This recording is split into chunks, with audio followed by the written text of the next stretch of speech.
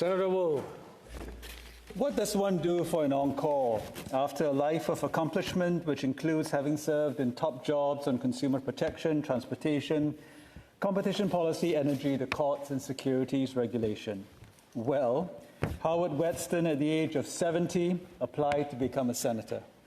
Setting aside every other contribution he has made in the upper house, the fact that he considered a Senate appointment a worthy next chapter for an already illustrious career raises the bar for aspiring applicants and puts us in very fine company indeed. Here I'm referring not simply to the positions he has held in the highest echelons of Canadian establishment, but also to the leitmotif of his career, which is public service. Senator Wetston came to the Senate to continue his lifelong commitment to serving the public.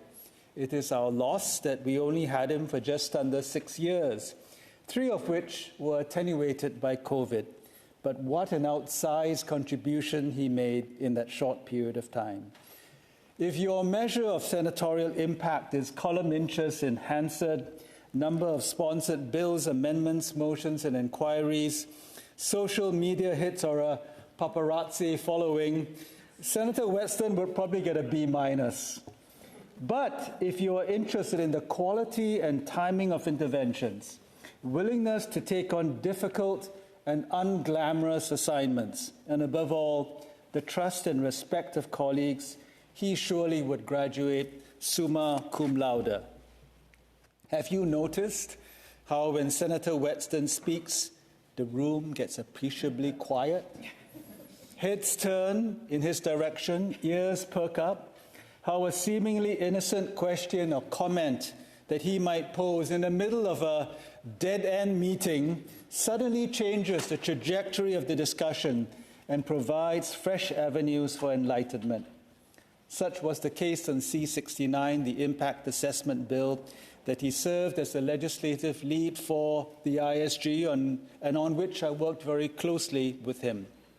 C-69 was divisive, to put it mildly, but Senator Wetston was one of the few people that all sides of the debate went to for advice, from pipeline and mining advocates to eco-justice champions and First Nations representatives.